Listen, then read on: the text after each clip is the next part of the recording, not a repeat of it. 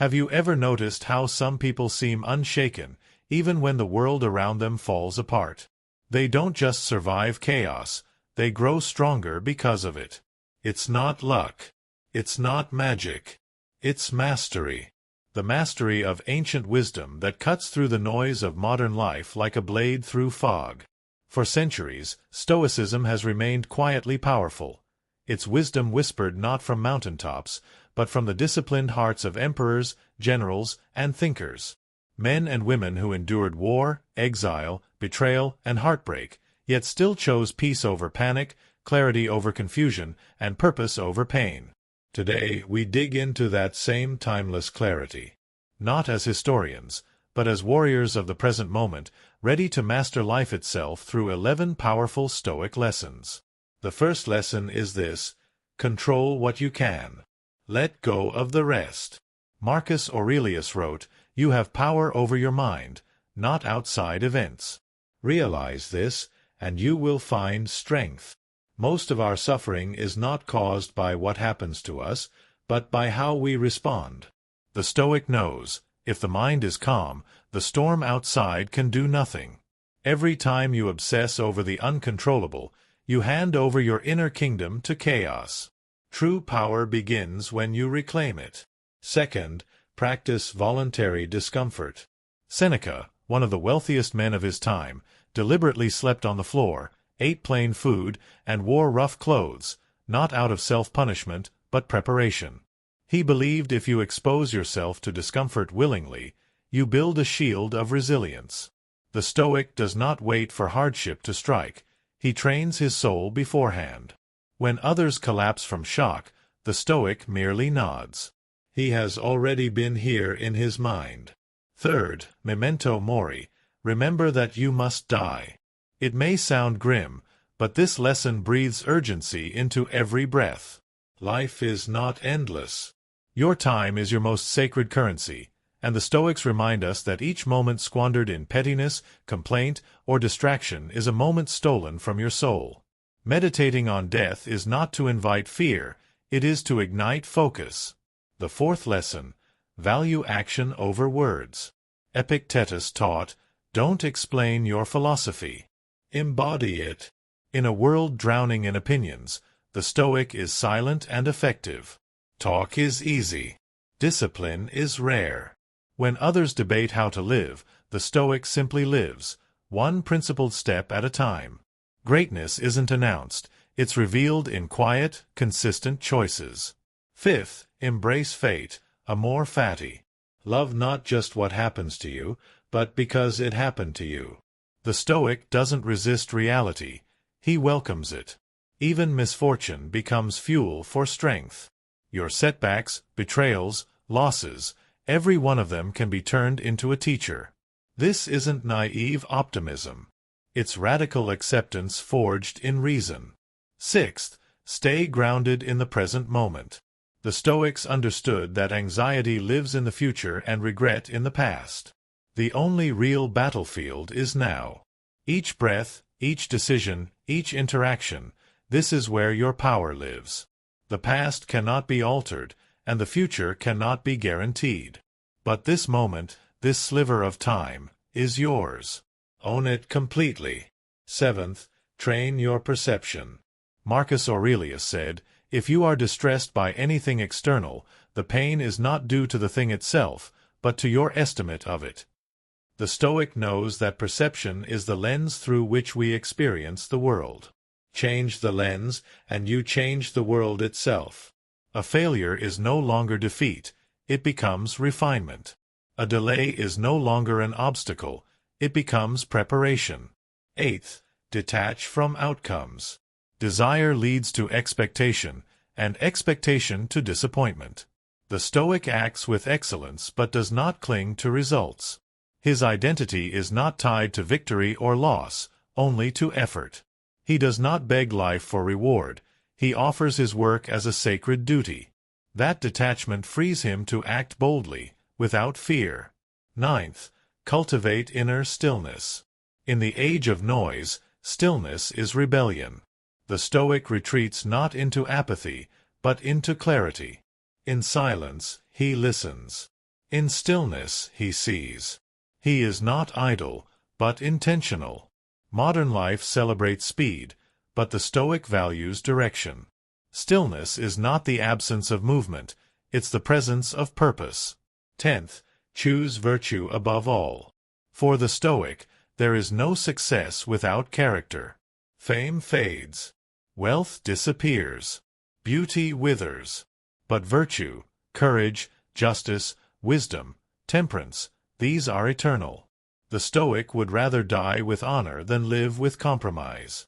He does not measure himself by others' applause but by the integrity of his own actions. And the 11th lesson, the crown of all Stoic wisdom, is this: you are not your emotions. You are not your anger, your sadness, your fear. Emotions are visitors, arriving uninvited, lingering briefly, and then leaving. The Stoic observes them, learns from them, but never bows to them. To master life, you must first master yourself, and that begins with knowing you are the sky, not the storm. Now pause for a moment. Reflect. Not just on what you've heard, but on what it means for your next choice. Will you go back to old patterns, or will you step forward with the discipline of a modern Stoic, clear-eyed, steady, and unshakable? The world does not need more noise.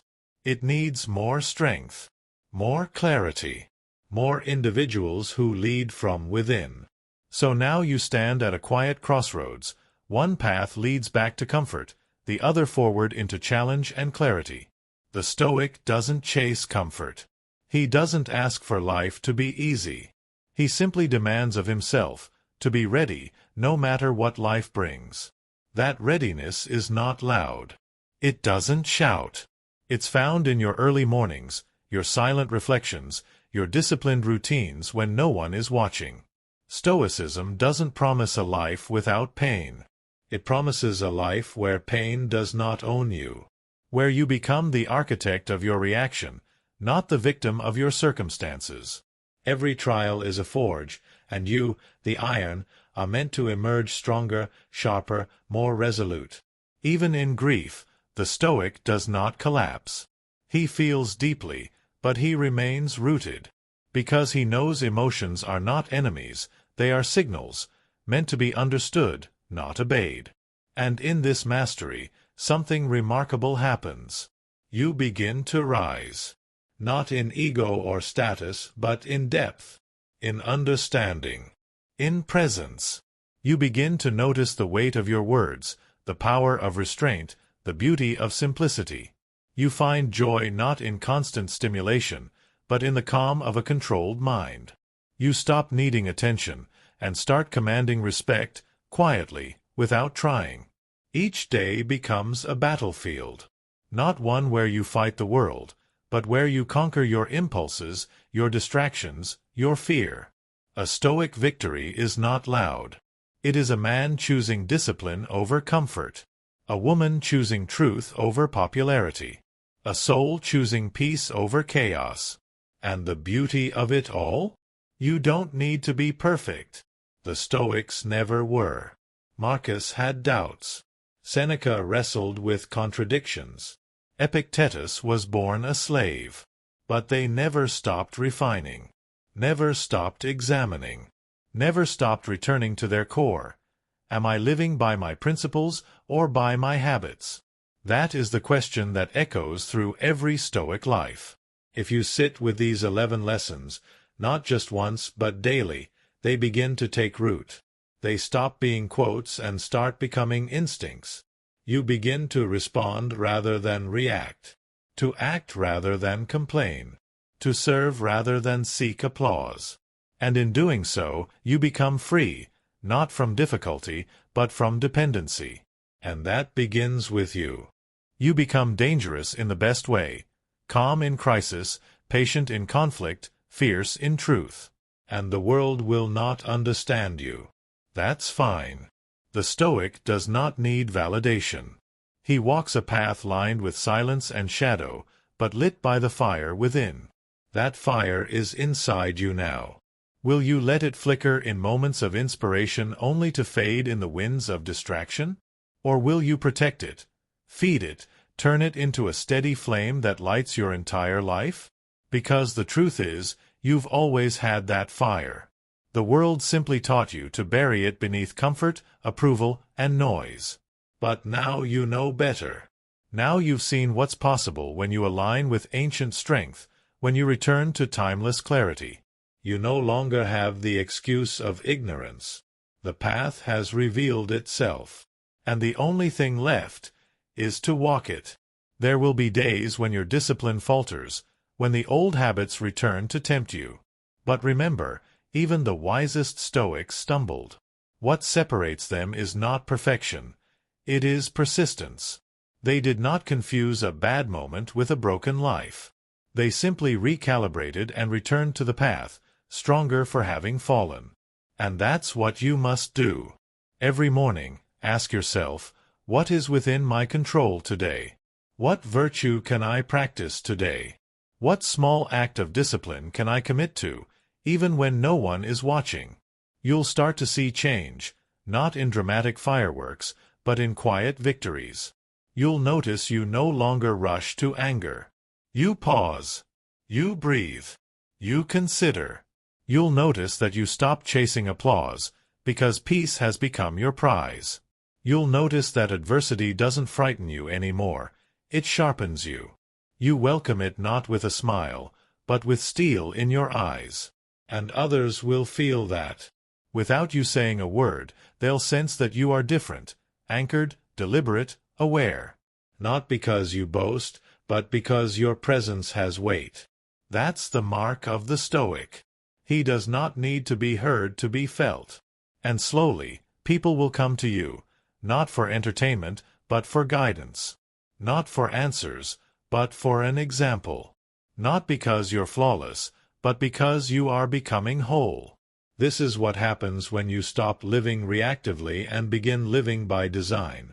When every moment becomes a deliberate choice instead of an emotional reflex. You begin to master not just your habits, but your destiny. And what could be more powerful than that? Because destiny is not written in the stars, it's carved into your character, moment by moment, choice by choice. You shape it not with grand decisions, but with the small, consistent acts of self-command that most people overlook. While others wait for motivation, the Stoic relies on discipline. While others hope for better circumstances, the Stoic becomes better regardless of circumstance. You stop waiting for life to change. You realize you are the change. You stop blaming, stop comparing, stop excusing. The external world may still be chaotic, but your internal world becomes a fortress, built brick by brick through these ancient lessons now alive in your modern day. Your words carry more weight. Your silence, even more. You begin to walk slower, speak less, observe more. Not out of fear, but out of presence. Your emotions no longer own you, they inform you. Anger no longer erupts, it simmers and is examined. Sadness no longer drowns you, it teaches. Even joy becomes quieter, deeper, less about stimulation and more about serenity. And here's the paradox. As you care less about praise, you start to earn genuine respect. As you detach from outcomes, your efforts become sharper, more powerful.